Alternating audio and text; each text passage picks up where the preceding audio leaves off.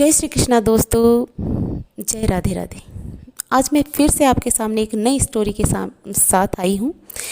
कृपया करके ध्यान से सुनिएगा, पूरी कहानी का लुत्फ़ उठाइएगा, तभी मज़ा आएगा देखना।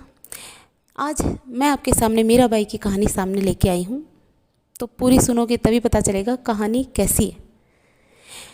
तो शुरुआत करें। मीराबाई की कहानी मीराबाई भक्ति काल की ऐसी संत है जिनका सब कुछ कृष्ण के लिए समर्पित था। मीरा का कृष्ण प्रेम ऐसा था, वह उन्हें अपना पति मान बैठी थी। भक्ति की ऐसी चरम अवस्था कम ही देखने को मिलती है दोस्तों। आइए जानें मीरा के जीवन की कुछ रोचक बातें। मीराबाई भक्ति काल की ऐसी संत है जिनका सब कुछ कृष्ण के लिए समर्पित था, यहाँ तक कि कृष्ण को ही वह अपना पति मान बैठी। भक्ति की ऐसी चरम अवस्था कम ही देखने को मिलती है दोस्तों। आइए जाने मीराबाई के जीवन की कुछ रोचक बातें। मीराबाई के बालपन में कृष्ण की ऐसी छवि बसी थी कि किशोरावस्था से लेकर मृत्यु तक उन्होंने कृष्ण को ही अपना सब कुछ मान लिया था। जोधपुर के राठौर रतन सिंह जी की इकलौती पुत्री मीराबाई का जन्म 16वीं शताब्दी में हुआ था। बचपन से ही वह कृष्ण भक्ति में रम गई थी। मीराबाई के बचपन में हुई एक घटना की वजह से उनका कृष्ण प्रेम अति चरम सीमा पे पहुंच गया था। एक दिन उनके पड़ोस में किसी बड़े आदमी के यहाँ बारात आई हुई थी। सभी औरतें छत पे खड़ी होकर बारात देख रही थी। मीरा भी बारात देखने चली गई। बारात को देख मीरा ने अपनी माता से पूछा, माँ, इनमें मेरा दूल्हा कहाँ पे है? इस पर उनकी माता ने कहा और कृष्ण की मूर्ति की तरफ इशारा करके कहा कि बेटा, यही तो तुम्हारे दूल्हा हैं। बस यही बात मीरा के बालपन में एक गांठ की तरह बंध गई। बाद में मीराबाई की शादी महाराणा सांगा के पुत्र भोजराज से हो गई। आगे चलकर महाराणा कुंभा कहलाए। कौन? भोजराज। मीरा ने गुरु के बारे में कहा है कि बिना गुरु धारण के भक्ति नहीं होती। भक्तिपूर्ण इंसान ही प्रभु प्राप्ति का भेद बता सकता है, वही सच्चा गुरु है। तो आगे चलते हैं दोस्तों। इस शादी के लिए पहले तो मीराबाई ने मना कर दिया, लेकिन जोर देने पर वह फूट फूट के रोने लगी।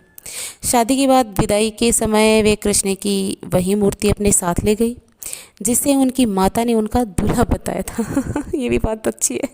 ससुराल में अपने घरेलू कामकाज निपटाने के बाद मीरा रोज कृष्ण के मंदिर चली जाती और कृष्ण की पूजा करती, उनकी मूर्ति के सामने गाती और नृत्य करती।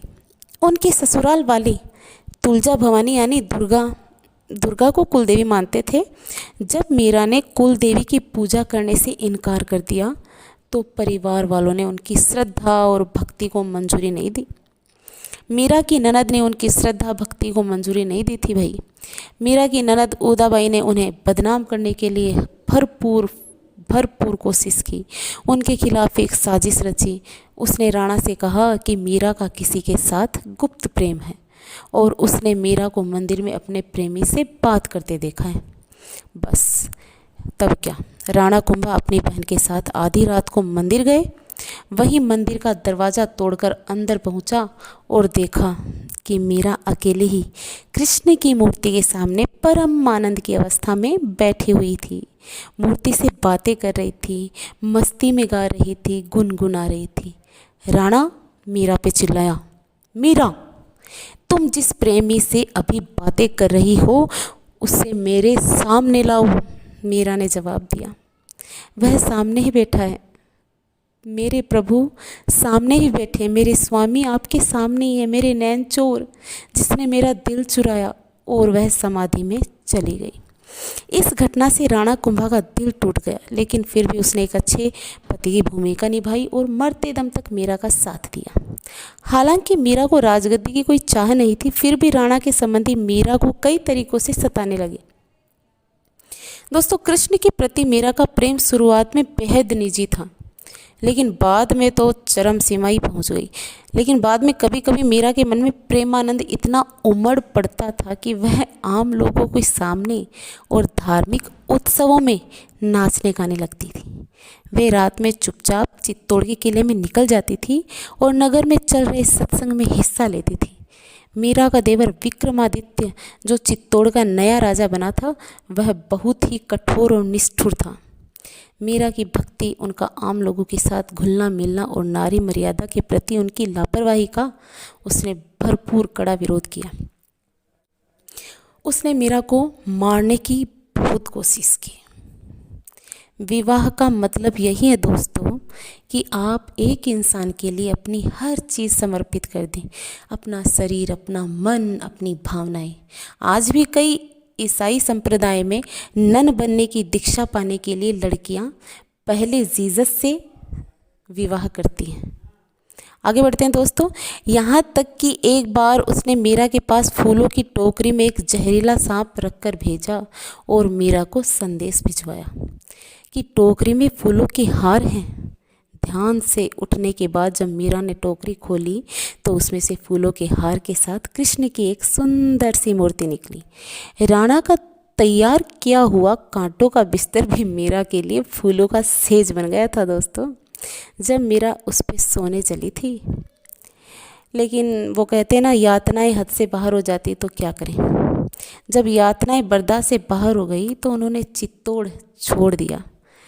वे पहले मेड़ता गई, लेकिन जब वहाँ से भी उन्हें संतोष नहीं मिला तो कुछ समय के बाद उन्होंने कृष्ण भक्ति के केंद्र वृंदावन का रुख कर लिया।